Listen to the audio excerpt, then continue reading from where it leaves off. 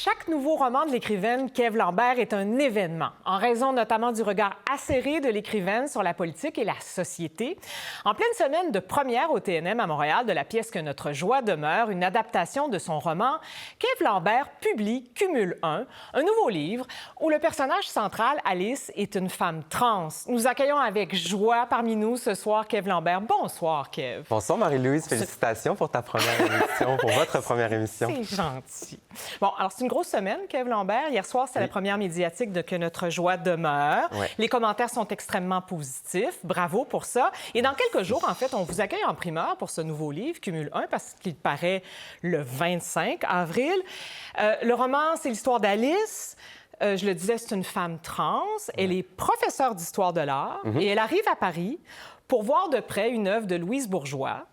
Une œuvre qui s'intitule Cumul 1. On est au Centre Pompidou. Tout ça, c'est une commande, en fait, aussi. C'est un récit commandé. Je dirais une invitation. D'accord. Parce que commande, ça fait, tu sais, on dirait qu'ils m'ont forcé à écrire cette histoire-là et tout, mais l'invitation, c'était juste d'écrire à partir d'une sculpture de Louise Bourgeois, de m'inspirer des questions formelles, tout ça. Invitation mais j'avais vraiment chandantique. carte blanche. Oui, là, bien sûr. Alors, on la voit, l'œuvre, la Cumul 1, l'œuvre de Louise Bourgeois. Elle date de 1968. Bon, on pourrait faire plein d'interprétations. Ouais. On peut y voir des phallus, quand même. Ou des seins. Exact. On ne sait pas si c'est masculin ou c'est féminin. On ne sait pas si c'est organique ou minéral. On ne sait pas si c'est mort ou vivant. On ne sait pas si... C'est une œuvre très ambiguë. C'est pour ça que je l'aime. Ben voilà, parce que, bon, ça a rapport avec Alice, ce personnage-là de femme trans. C'est la première fois, moi, qui a lu l'ensemble de votre œuvre, Kev. Je crois qu'un personnage trans occupe autant de place, en tout cas, dans l'histoire. Oui, c'est ça. Ben, dans mon dernier roman, il y avait un enfant queer, disons. Mais oui, c'est vrai que c'est la première fois un personnage aussi développé. Pourquoi? Pourquoi maintenant? Parce que ça m'intéressait pour les questions sociales que ça posait, pour les questions aussi existentielles, pour les questions sur le genre aussi, parce que l'œuvre de Louise Bourgeois, c'est aussi une œuvre qui questionne beaucoup le genre. Puis c'est un roman aussi pour moi qui est au croisement de la politique, de la société et de la psychologie. Parce que c'est beaucoup des questions psychologiques qui m'intéressaient. Comment on pense? C'est quoi ces choses, ces pensées-là qui surgissent dans notre tête? Pourquoi notre cerveau fonctionne comme ça, à générer des images, des pensées, des images qu'on veut pas avoir, des fois aussi? Oui, des images violentes. Elle est traversée par beaucoup d'images violentes, Oui, Alice. Là. Puis ce qui est intéressant, que ce soit une femme trans, c'est que, on le dit souvent, en fait, les études le prouvent, Kev, la fiction, ça provoque l'empathie. On est dans la tête d'Alice. Moi, c'est la première fois que je suis dans la tête d'une femme trans, une femme de 42 ans qui a commencé, on l'apprend, une transition à l'âge de 29 ans parce que, bon, elle vivait mal dans son corps d'origine. Ça, on le suppose un peu parce qu'elle élabore pas là-dessus. Là. Est-ce que vous êtes consciente de faire vivre cette expérience-là à vos lecteurs, à vos lectrices, Kev, de les plonger dans la conscience d'une femme trans? Bien, c'est sûr que j'en ai pris conscience. Tu sais, au début, c'était pas nécessairement planifié. C'est venu avec l'écriture, c'est venu avec la construction du personnage. Mais en cours de route, c'est sûr que j'y ai pensé. Puis ce que je trouvais le fun aussi, c'est de créer un personnage qui est pas parfait, qui est un personnage qui est juste humain, en fait, qui vit plein de choses difficiles, qui a des défauts, qui a des... parce que des fois, je trouve que les minorités, en général, on attend beaucoup de nous, cette espèce d'exemplarité-là. Ou même dans la fiction, des fois, on a cette attente-là d'avoir des personnages un peu édifiants, puis qui donnent des... Mais je trouve que ça... Paradoxalement, des fois, c'est que ça rend l'empathie plus difficile parce que c'est difficile de s'identifier à des héros parfaits, un peu comme ça. Puis donc, j'avais envie de créer un personnage qui est juste vrai, en fait, qui est comme nous tous et toutes, qui a des questionnements, qui a des malaises. Qui se demande si elle agit de la bonne façon, parce qu'on ne l'a pas dit, elle va au Centre Pompidou voir l'œuvre de Louise Bourgeois à la demande d'un étudiant, le fameux Bernardo. Elle n'est pas trop contente d'aller là. Non. Puis lui, il est particulier aussi. Oui. Puis elle se questionne sur la relation qu'elle a avec lui. Est-ce qu'elle a été correcte? Bon, tout ça, c'est... Elle est pleine de doutes. Puis surtout, Alice, elle est terrorisée, Kev, à l'idée qu'on lui retire le droit d'avoir accès aux hormones dont elle a besoin, bien sûr. Rappelons qu'au Québec, l'hormonothérapie est généralement, et vous êtes mieux placé pour le savoir que moi, là, généralement couverte par la RAMQ. Là. Ouais. Pourquoi? En partie, puis Ça c'est certains médicaments, puis c'est pas simple, là, mais oui, on a de la chance quand même ici. Pourquoi Alice est terrorisée à l'idée qu'on pourrait lui retirer ses hormones? Mais parce que c'est terrifiant de penser qu'un de tes droits pourrait être enlevé par l'État, par un gouvernement qui a de mauvaises intentions, qui est de mauvaise foi, qui décide de s'en prendre au groupe social auquel tu appartiens un peu par hasard, parce qu'on appartient je veux dire, on ne choisit pas de naître dans les groupes sociaux dans lesquels on évolue. Puis soudainement, pour aucune raison, un gouvernement décide que, bon, ton groupe social, c'est la cause de toutes sortes de problèmes qu'on fait porter, de crises civilisationnelles, supposément. Puis qu'à cause de ça, on va te faire perdre des droits, des libertés. C'est terrifiant. C'est terrifiant pas juste pour les personnes trans, pour tous les groupes qui vivent des situations similaires. Mais les personnes trans en vivent vraiment en ce moment. Oui. C'est le droit des minorités, en fait, qui est au cœur du roman. Peu importe qu'Alice soit une femme trans, qu'on sent, c'est un discours sur l'importance des droits des minorités. Oui. Pourquoi c'est important, les droits des minorités? On n'est pas dans une vague, on a l'impression, en fait, où on respecte, où on met ça de l'avant, où c'est une priorité pour les gens qui nous dirigent, les minorités. Pourquoi c'est important, Kev? C'est que les droits des minorités... D'abord, les minorités ont moins de voix dans la société, dans l'espace public, nécessairement, par la mathématique. Après ça, pour moi, la question la plus fondamentale, peut-être aujourd'hui, du monde politique, ça devrait être la question des droits, des libertés humaines puis de la dignité humaine. Ce dont on n'entend jamais parler. C'est quand la dernière fois qu'un politicien vous a parlé de l'importance des droits et libertés ou de la dignité humaine? Ça n'arrive jamais. C'est comme si c'était pas vraiment un enjeu. Alors que pour moi, cette question-là, autant dans la politique intérieure du Québec, du Canada, que dans la politique internationale, quand on voit ce dont vous parliez juste avant, le sort des Iraniens en ce moment... pour moi, cette question-là devrait être au centre de nos préoccupations. Elle devrait être au centre de toutes les décisions qui sont prises.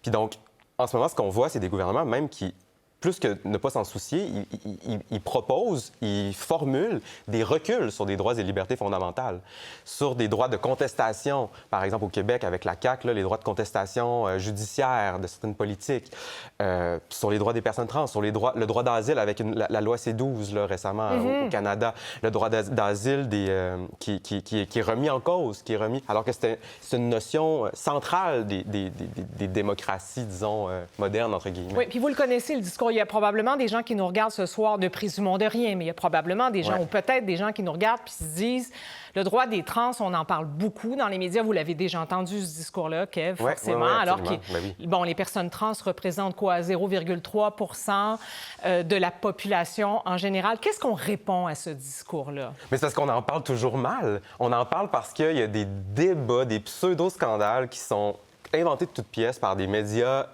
qui n'ont pas toujours les meilleures intentions. Mais c'est quand on en parle parce que Bernard Drinville a décidé qu'on allait parler des toilettes mixtes, puis que ça allait être l'espèce de thème de la semaine. Puis là, après ça, forcément, tous les médias sont obligés d'embarquer parce que ça a été lancé comme ça. Mais c'est toujours sur des enjeux complètement anecdotiques. Alors que ce dont on ne parle pas, c'est de la gravité de la situation en ce moment, c'est de la violence aussi que les personnes trans vivent. On a quand même un gouvernement au Québec, la CAQ, qui a décidé que, après ces affaires-là d'histoire de toilettes mixtes et de madame mix au lieu de monsieur ou de madame, qui a décidé qu'il fallait monter un comité pour décider du sort d'une partie de la population. Pour moi, ça, c'est fascisant. Je dis pas fasciste. C'est un mot à la mode, hein, fascisant. Oui, mais au sens pour moi, c'est quelque chose qui s'inscrit dans cette vision-là du monde de contrôle des populations, de restriction des droits et libertés, alors que pour penser que les personnes trans, c'est un problème social en ce moment, c'est une lubie, là. Comment vous l'expliquez, ça? En fait, vous accusez nos gouvernements d'instrumentaliser les personnes trans. Comment vous expliquez ça? C'est populaire auprès de la population? C'est un discours qu'on a envie d'entendre? D'abord, je l'explique d'abord par de la lâcheté, parce que c'est toujours plus facile de s'en prendre aux plus faibles. Les plus faibles, ils ont moins de porte-voix, ils ont moins de manière de se défendre, ils ont moins de pouvoir, ils ont moins l'oreille des puissants, ils ont moins de place dans les médias, ils ont moins de place dans les universités, dans tout ça. Donc ça, il y a quelque chose de la pure lâcheté pour moi, de choisir un bouc émissaire puis de prendre les plus faibles, que ce soit les trans, les demandeurs d'asile, justement, on en parlait, qui ne sont pas des gens particulièrement puissants, disons, dans nos États, là. Après ça, il y a un autre aspect qui est plutôt existentiel, qui touche au genre, où ce que ça vient troubler chez beaucoup de gens, c'est que le genre, habituellement, dans la vie, on le choisit pas. Il est déclaré à la naissance. On dit assigné parfois. Assigné, aussi, hein? exactement. Ouais. Il nous est imposé par toutes sortes de valeurs, par toutes sortes de codes, toutes sortes de représentations, d'attentes qui pèsent sur nous aussi. Puis ce que le parcours des personnes queer, trans, non-binaires, même des personnes gays et lesbiennes amène dans cette réalité-là, c'est que le genre peut être un choix. On peut avoir une agentivité, un droit de décider, de construire notre genre, de se positionner par rapport à notre genre. Puis donc, moi, je pense que ce qui fait peur là-dedans, c'est la liberté, en fait. Je pense que les gens ont peur de la liberté. C'est intéressant que vous disiez ça parce que Anne Dorval, qui est en train de jouer Céline là, sur les planches du TNL, à peu près au moment où on se parle, ou en tout cas, elle va monter sur scène. Là. On lui souhaite merde. Oui, voilà, dans une vingtaine de minutes ou d'une quinzaine de minutes. C'est ça qu'elle dit. Elle a un fils trans. Elle a accordé un entretien à un balado un peu plus tôt cette semaine. Elle parle de liberté. On va l'écouter. Okay. C'est l'identité de quelqu'un dont il s'agit et ça ne nous concerne pas personnellement.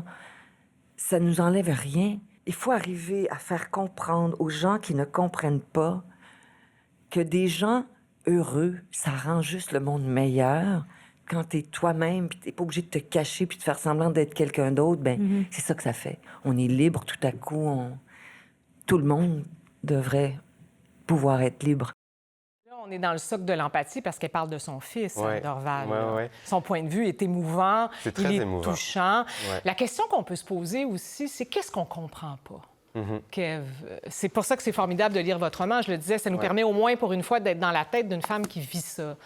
Être trans, vivre sous la terreur, qu'on restreigne ses droits ou qu'on la stigmatise. Qu'est-ce qu'on a de la difficulté à comprendre dans le public à l'égard de vous dites, hein, c'est relativement neuf aussi, la transidentité. C'est quelques décennies dans l'histoire de l'humanité. C'est quelques décennies qu'on la nomme comme ça, mais ça existe depuis toujours. Bien sûr. Dans Shakespeare, il y a des personnages qui changent de genre. C'est pas... C'est un phénomène qui, moi, je dirais, millénaire. Complètement. Là, qui est vieux comme c'est le la monde. transidentité, ce concept-là, qui est relativement neuf dans le vocabulaire. Oui, c'est ça, comme on l'entend aujourd'hui en Qu'est-ce qu'on Occident. comprend pas ou mal? C'est difficile pour moi de répondre parce que pour moi, il y a beaucoup de choses qui sont très évidentes là-dedans. Mais je pense que ce qu'on ne comprend pas ou mal, comme je le disais un peu avant, c'est cette idée-là que le droit de transitionner, de se questionner sur notre genre, sur qu'est-ce qu'on est, nous, ou qu'est-ce qu'on veut être, c'est une liberté qui est gagnée par tout le monde. Si on a un État qui protège le droit de transitionner, là, bien, Marie-Louise, vous gagnez un droit. Vous n'en perdez pas un. Puis personne ne vous en enlève un. C'est que maintenant, dans votre vie, il y a cette possibilité-là que vous n'aviez pas avant. Ça ne veut pas dire que vous allez la prendre. Ça ne veut pas dire que vous avez besoin, vous, ou que ces questionnements-là sur le genre sont importants pour vous. Mais ça, c'est pas grave. C'est pas grave du tout parce qu'on a le droit aussi de se dire, ben moi, mon genre, c'est celui qu'on m'a toujours assigné, puis ça me convient comme ça, puis ça va pas plus loin que ça. Ou on peut dire, ben moi, mon genre, c'est le genre féminin ou masculin dans lequel on m'a toujours assigné, mais il y a des aspects de ce genre-là qui me correspondent pas, puis avec lesquels je suis pas bien. Puis il y a quand même des attentes qui me dérangent de la féminité ou de la masculinité. Mais après ça, le droit de transitionner, ça enlève de droit à personne. Puis ce que je trouve beau de l'extrait d'Anne Dorval, ça fait tellement du bien pour moi d'entendre quelqu'un comme ça qui parle aussi juste de son point de vue, d'avoir un enfant qui est trans, puis d'assister, de voir ce cheminement-là, puis d'en parler avec émotion, avec sensibilité, comme ça. C'est tellement rare, puis c'est tellement émouvant, ça fait tellement du bien d'entendre cette parole-là. Oui, c'est une parole qui vient d'une femme qui a une certaine notoriété. C'est puissant aussi, la parole de quelqu'un qui est aimé, qui est reconnu. On a besoin d'alliés comme ça aussi, qui sont tu sais, c'est plate, mais qui sont pas trans eux-mêmes, qui se joignent à notre lutte puis qui viennent nous soutenir. T'sais. Alice, elle qualifie notre époque de violente. Oui, elle l'est, je pense, oui. Je suis d'accord avec elle là-dessus. Oui, vous diriez ça, qu'on vit à une époque violente, vous? Bien là, il suffit d'écouter 24/60. Mais quand même, si on relativise, au Moyen-Âge, on brûlait les femmes sur des bûchers, il y a eu des... Enfin, c'est à la Renaissance qu'on les brûlait. Mais en tout cas... Je me trompe d'époque. À la Renaissance, c'est pire même. Mais il reste qu'on a posé des gestes. Bon, parlons évidemment des nazis à l'époque de l'Allemagne, des années 30, des années 40. Est-ce que notre époque est plus violente? C'est pas réconfortant de le dire, là, mais pourquoi notre époque est violente? Bien, elle l'est beaucoup. Tu sais, je veux dire, pour moi, la séquence qu'on vit en ce moment, elle a commencé avec le génocide en Palestine, puis l'espèce d'indifférence qu'il y a eu en Occident. Tu sais. Puis aussi, moi, ce qui m'avait vraiment frappé puis profondément blessé, c'est l'espèce de jeu de calcul politique que les politiciens canadiens et occidentaux faisaient pour ne pas dénoncer. Parce que là, ils se disaient, mais si on dénonce, est-ce qu'on se fait des ennemis? Alors que des gens se faisaient bombarder, tu sais. Là, le message qui est envoyé, c'est il y a des vies qui valent pas tout à fait la peine d'être défendues. Ou en tout cas, il y a des vies que si elles se font détruire, les défendre, c'est quand même une question de stratégie d'abord. Tu sais, c'est pas une question d'indignation profonde. On le voit encore avec la guerre au Moyen-Orient. C'est la même chose, c'est la même chose. Fait que, pour moi, c'est de recevoir ça, de voir ça se passer. Quand ça s'est passé, je me suis dit, ce qui s'en vient, c'est pas beau. T'sais. Puis j'ai l'impression que tout ce qui se passe en ce moment s'en va dans la même direction où là, les gens qui nous dirigent, malheureusement, ont accorde pas du tout d'importance à la valeur de la vie humaine. Puis ça devient des calculs. Puis Trump, c'est exactement ça. C'est que c'est un petit calcul de se dire ah ben si je bombarde, on pourrait avoir tel bénéfice, puis tout. Mais alors qu'il y a des gens qui vivent sous ces bombes-là ou qui meurent sous ces bombes-là. C'est abominable. Fait que notre époque, pour moi, elle est extrêmement violente. Oui, un manque d'empathie. Qu'est-ce qu'on devrait attendre de nos politiciens? On va avoir une campagne électorale là, qui va se jouer dans quelques mois au Québec, notamment. Qu'est-ce qu'on devrait attendre, en terminant, Kev Lambert, de nos politiciens? J'attends rien des politiciens qui sont censés nous représenter. Bon, bien, il va falloir qu'on... Oui. Démocratie représentative. Moi, par exemple, j'ai beaucoup d'attentes de la population. Moi, j'attends que le peuple s'organise, qu'on s'organise nous-mêmes, puis qu'on fasse ce qu'on veut voir advenir. Qu'on prenne action, qu'on n'attende pas le Messie, qu'on n'attende pas un politicien à qui on délègue toute notre capacité de pouvoir, puis qu'on s'organise ensemble, en communauté, puis qu'on agisse, qu'on crée le monde qu'on veut voir arriver. C'est beau ce que vous dites. Alors, il faut lire. C'est vraiment réussi. Ça paraît dans quelques jours. Hein? Oui. On a une primeur ce soir. Oui. Cumul 1. Ça paraît chez Héliotrope dans quelques jours, le 25 avril. Oui. Kev Lambert, c'est un grand plaisir d'avoir passé du temps avec vous ce soir. Merci beaucoup, Valérie. Merci vraiment d'avoir été là.